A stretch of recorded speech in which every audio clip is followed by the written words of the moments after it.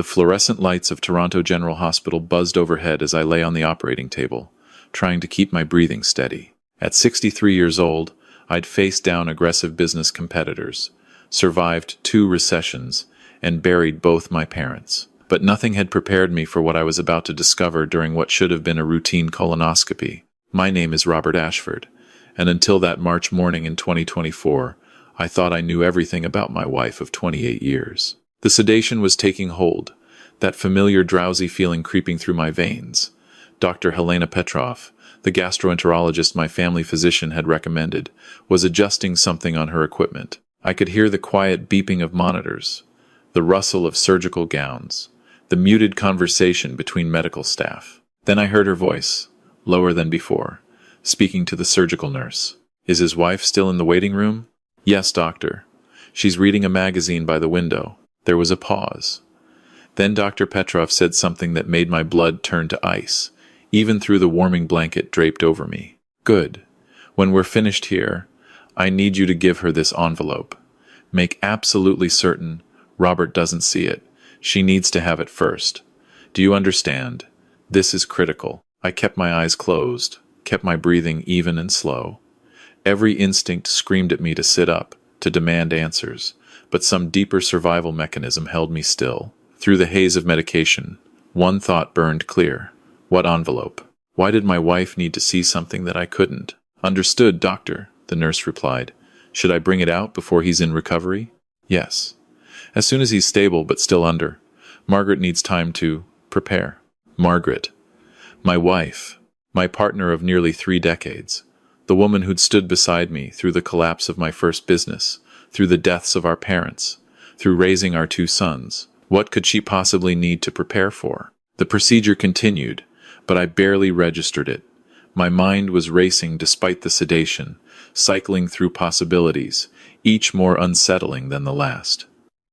By the time Dr. Petrov finished and I was wheeled into recovery, I'd made a decision. I would stay groggy longer than necessary. I would wait, watch, and find out what secret was being kept from me in my own medical procedure. In recovery, I kept my eyes mostly closed, breathing deeply and evenly. Through my lashes, I could see the nurse young, maybe 30, with kind eyes and a professional demeanor check my vitals and then slip out of the room. She returned 10 minutes later, glanced at me to confirm I was still asleep, and then I heard her footsteps retreat down the hallway toward the waiting area. 15 minutes crawled by. 20. Then I heard Margaret's voice in the hallway, thanking someone. Her footsteps approached my recovery bay, but they were slower than usual, hesitant. When she finally appeared around the curtain, I could see through my half-closed eyes that she was holding something, a manila envelope, letter-sized, unsealed. Her hands were shaking. I'd seen Margaret handle corporate lawyers, difficult contractors on our home renovations, and our teenage son's rebellion with steady hands. I'd never seen them shake like this. She pulled the visitor's chair close to my bedside and sat down heavily. For a long moment, she just stared at the envelope. Then, with movements that looked almost mechanical, she reached inside and pulled out what appeared to be a photograph. The sound she made, a small, choked gasp, sent adrenaline surging through my sedated system. I wanted to open my eyes fully, to demand answers, but I forced myself to wait, to see what she would do. "Oh God," she whispered. "Helena actually kept them. After all these years." Helena, Dr. Petrov. They knew each other? Margaret was crying now, silent tears running down her face as she stared at whatever was in that photograph. She reached into the envelope again and pulled out what looked like documents, several sheets of paper, folded together. As she unfolded them, I could see they were old, yellowed slightly with age.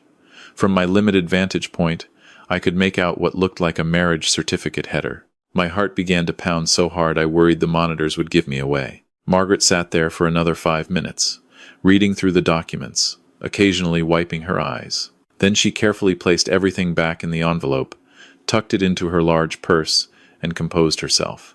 By the time the nurse came to check on me again, my wife's face was calm, pleasant even. Only the slight redness around her eyes betrayed anything amiss. "How's he doing?" Margaret asked, her voice steady. "Coming around nicely," the nurse replied.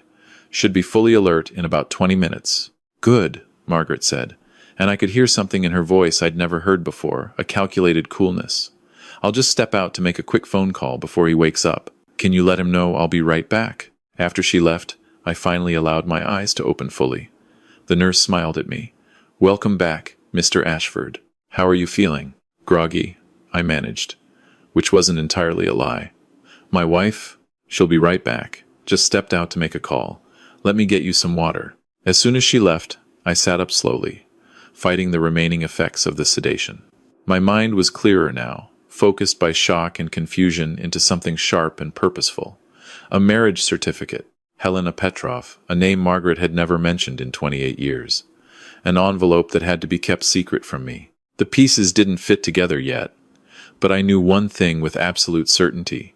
I was going to find out what was in that envelope, and I was going to find out what my wife had been hiding all these years. When Margaret returned, I was sitting up, sipping water, looking appropriately post-procedure groggy. She kissed my forehead, asked how I felt, and made small talk about the weather and the traffic getting to the hospital.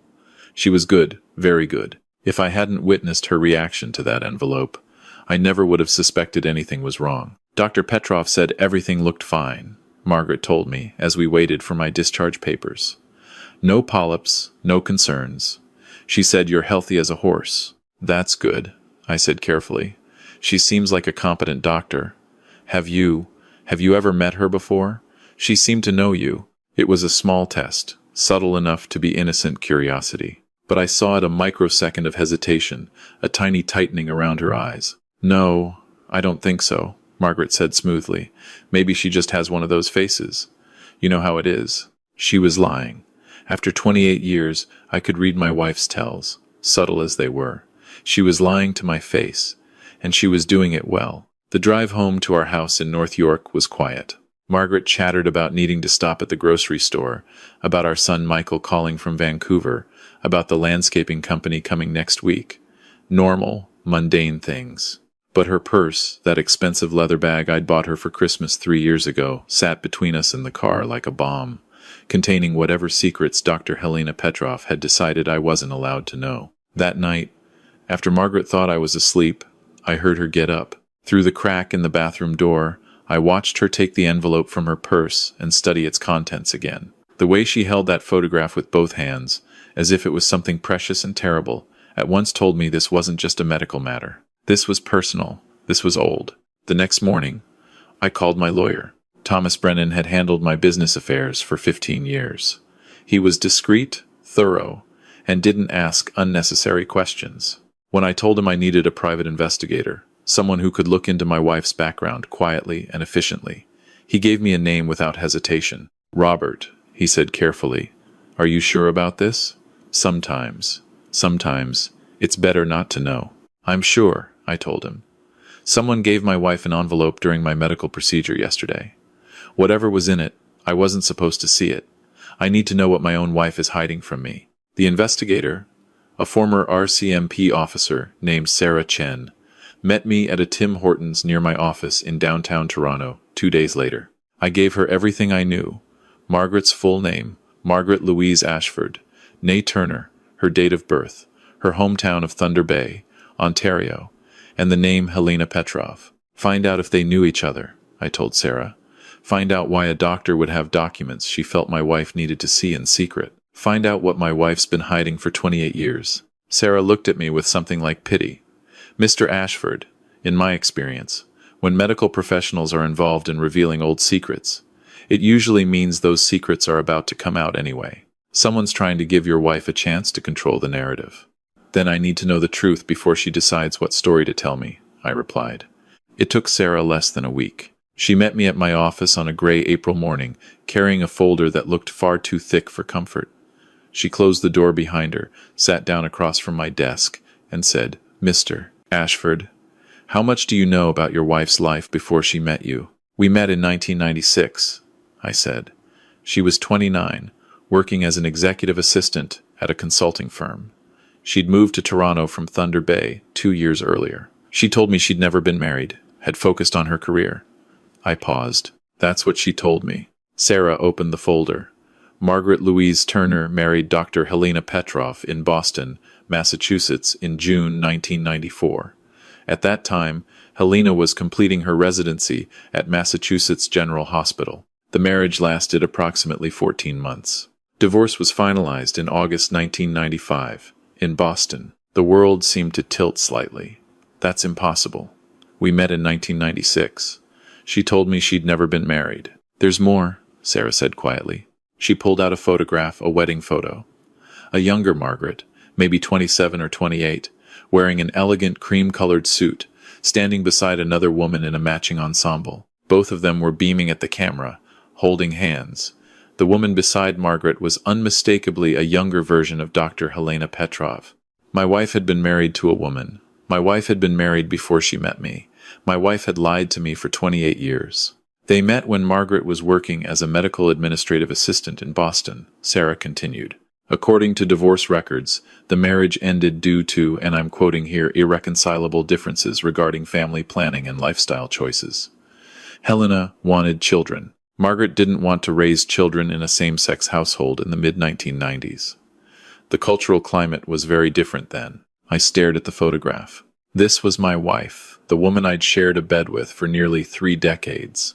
The woman who'd raised 2 sons with me. The woman I'd trusted implicitly, and I'd never known this fundamental truth about her past. After the divorce, Sarah went on. Margaret moved back to Canada, first to Thunder Bay, then to Toronto in 1994. She changed career paths, buried her previous life. When Dr. Petrov completed her fellowship, she also moved to Toronto in 2003. She's been practicing gastroenterology at Toronto General since then. 20 years, I said slowly. They've both been in Toronto for 20 years. Has Margaret been in contact with her? I can't confirm that definitively, Sarah admitted. But here's what I can tell you. Dr. Petrov never remarried. She focused on her career, became one of the top gastroenterologists in Canada, and when she saw your name on her appointment schedule 3 weeks ago, she would have recognized it. She would have known exactly who you were, Margaret Turner's husband. The envelope, the secret document exchange. It all made a horrifying kind of sense. She wanted Margaret to have a chance to tell me first, I said, before I saw some document that would reveal the truth. That's why she gave her the envelope while I was sedated. Sarah nodded. That would be my assessment. The question is, Mr. Ashford, what are you going to do with this information? I sat in my office for a long time after Sarah left, staring at that wedding photograph. Margaret looked happy in it, genuinely, radiantly happy in a way I'd rarely seen in our own wedding photos. Young and hopeful and in love. And she'd hidden it from me for 28 years. That evening, I came home to find Margaret in the kitchen, preparing dinner like she did every Thursday. Our sons were both grown and living in other cities, Michael in Vancouver, Daniel in Montreal. It was just the 2 of us now.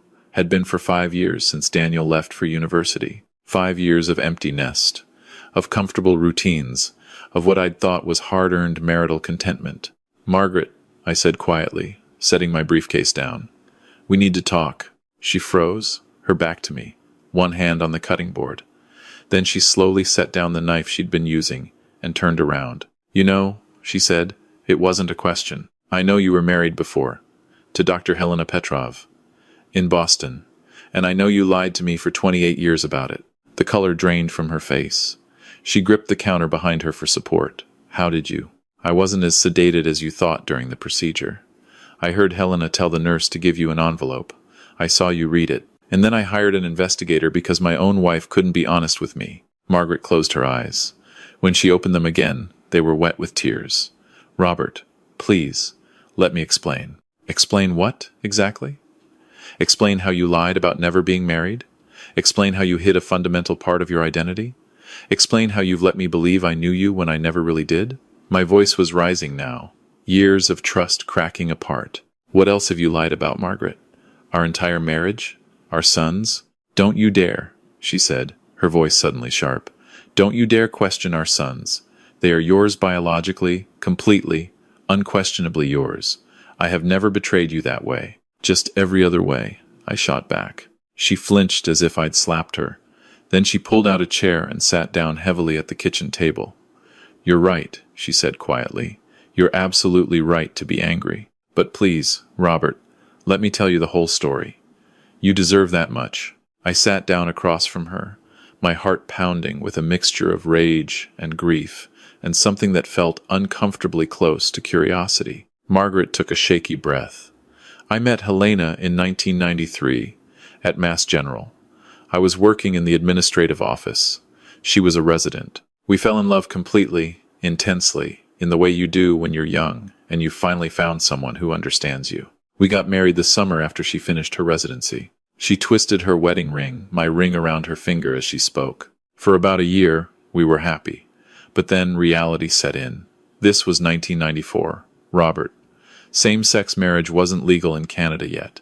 It was barely legal in Massachusetts. Helena wanted children, desperately wanted to start a family, adopt, build a life.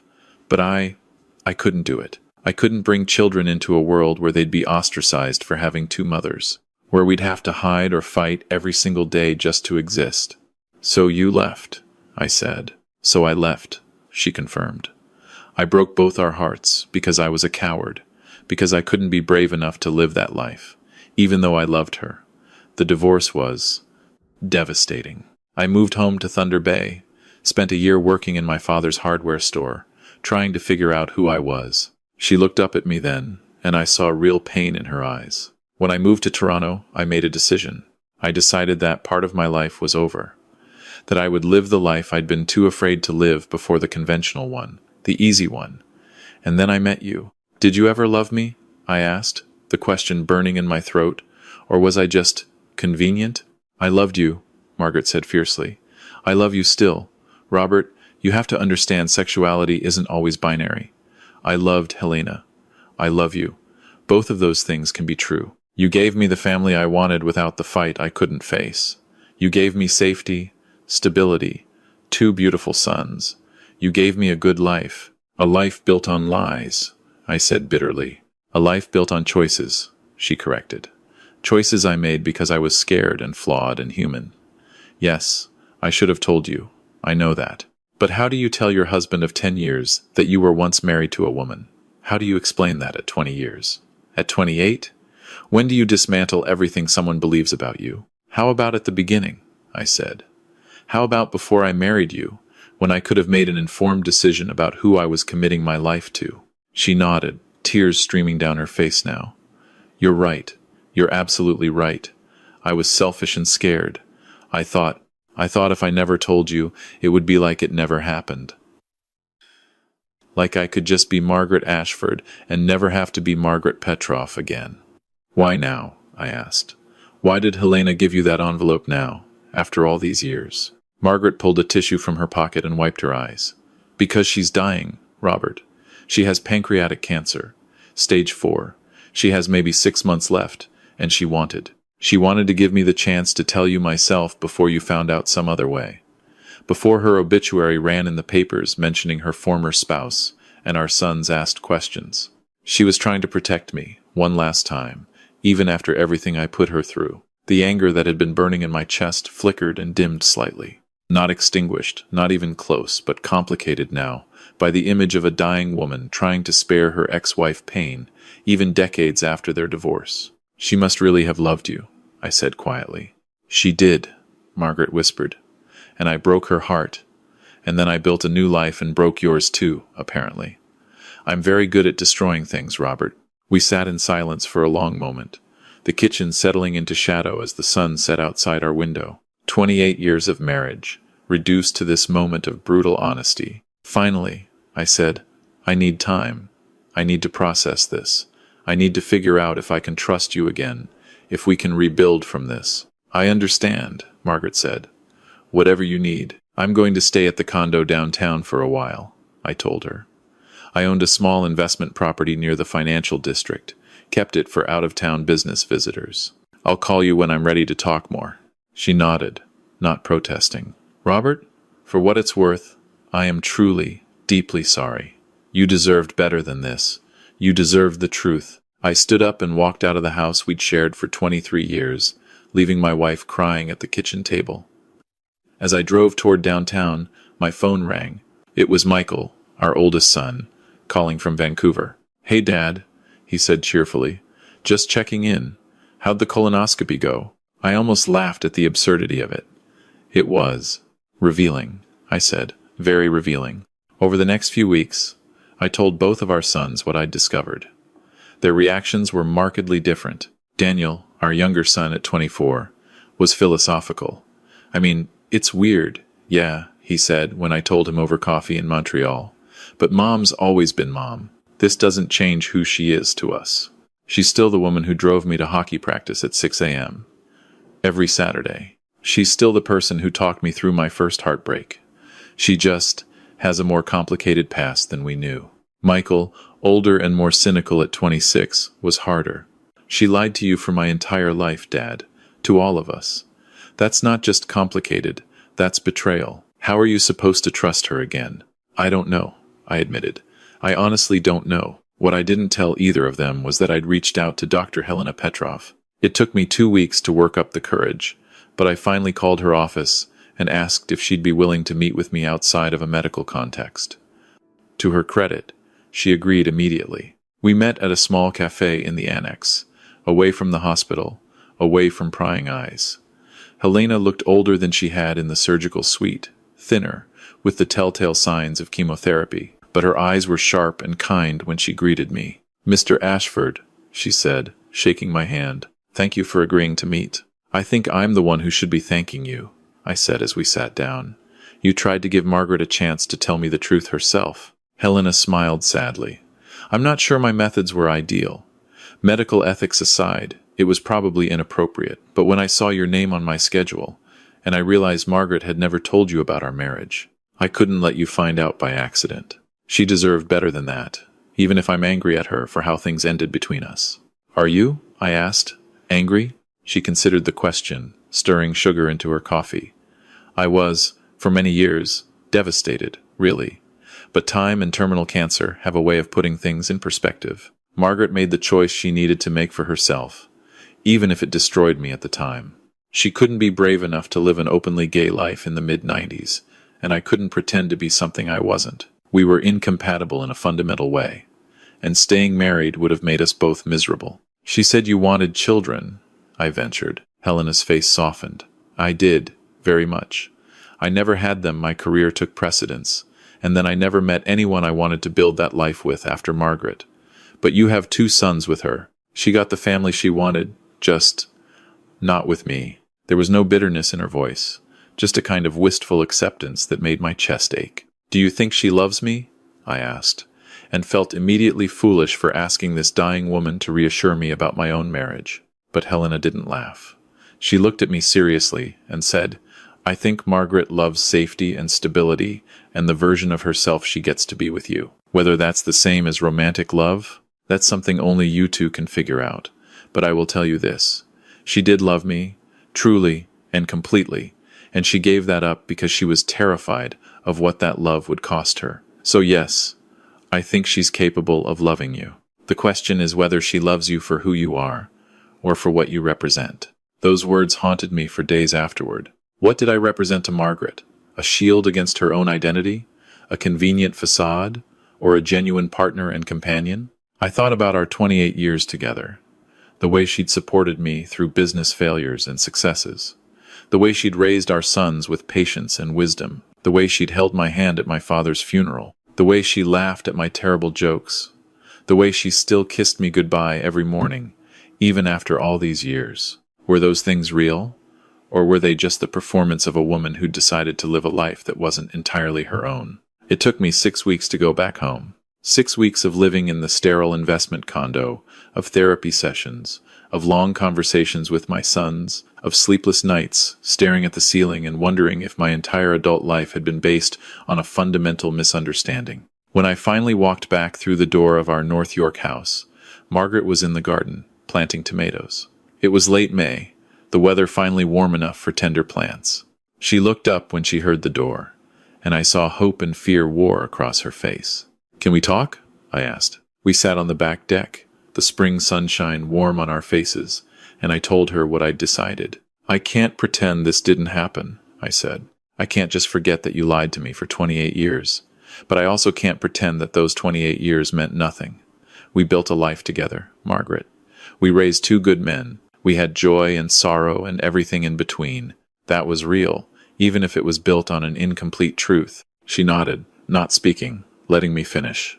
I want to try to rebuild trust. I want to go to counseling together. I want you to be honest with me about who you really are, even the parts that scare you. And I want us to figure out if we can have a marriage based on complete honesty, or if we need to let each other go. I'll do whatever it takes, Margaret said quietly. I promise you, Robert, no more lies, no more hiding. Whatever you want to know, I'll tell you. Okay, I said. Then let's start here.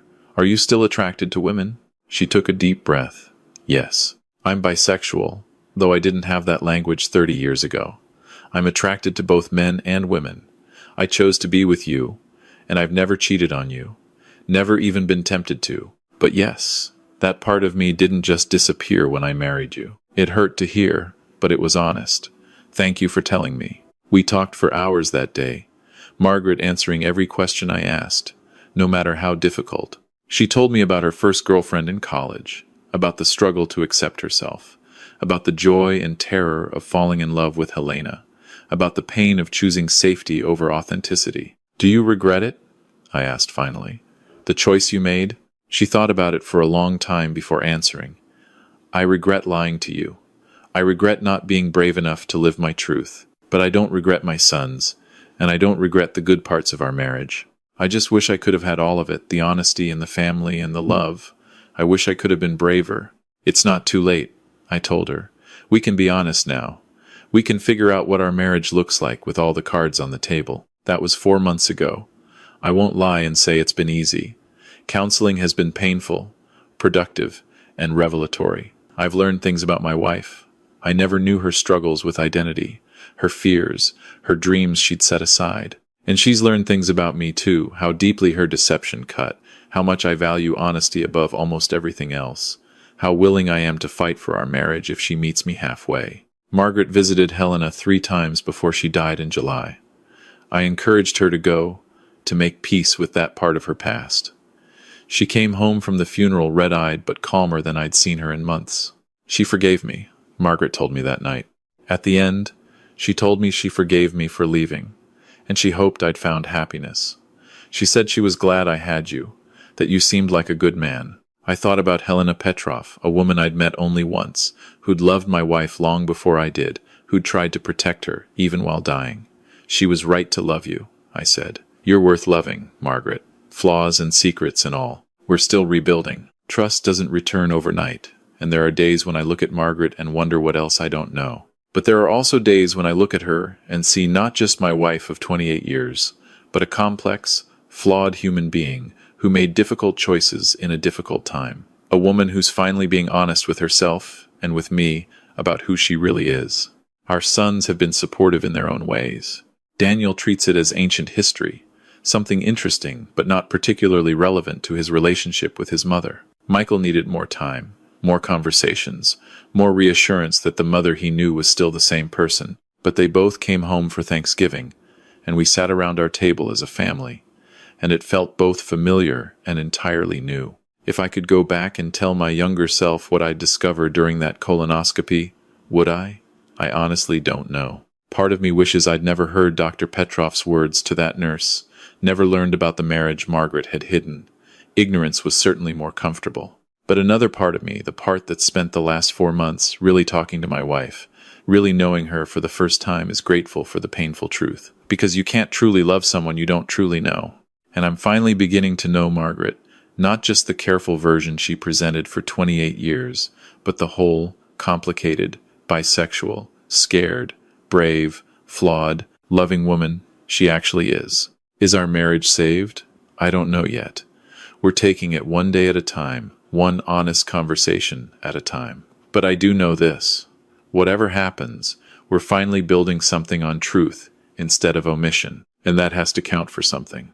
Last week, I went back to Toronto General for my follow-up appointment.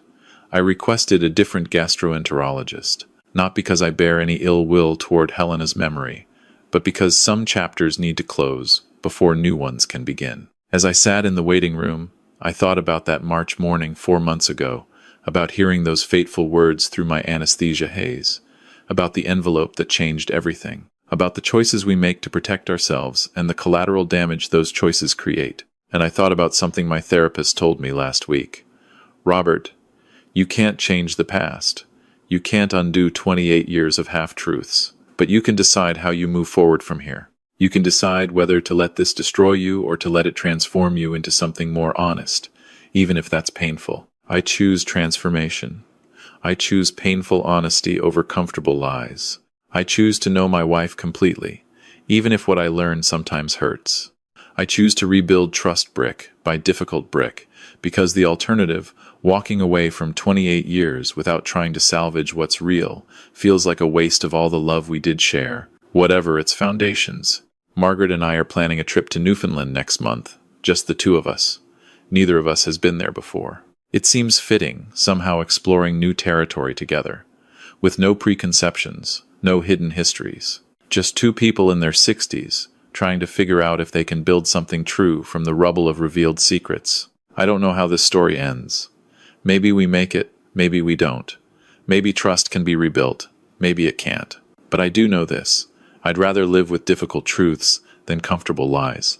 I'd rather know the real Margaret, flawed and complex as she is, than the carefully curated version she presented for nearly 3 decades. Because at the end of the day, love without honesty is just a beautiful prison, and I'm too old to live in a cage, even a golden one. So to anyone reading this, anyone who's discovered that the person they love has been hiding fundamental truths, you have a choice. You can run from the pain, or you can walk through it toward something more real. Neither path is easy, neither path is wrong. But I can tell you from experience that the path through the pain, while agonizing, at least leads somewhere true. And truth, I've learned, is worth the price of admission, even when that price is everything you thought you knew about your life. The colonoscopy showed I was healthy. Everything looked fine, the doctor said. No polyps, no concerns, clean bill of health. If only the same could be said for my marriage. But we're working on it. One honest, painful, necessary conversation at a time. And maybe, just maybe, that's enough.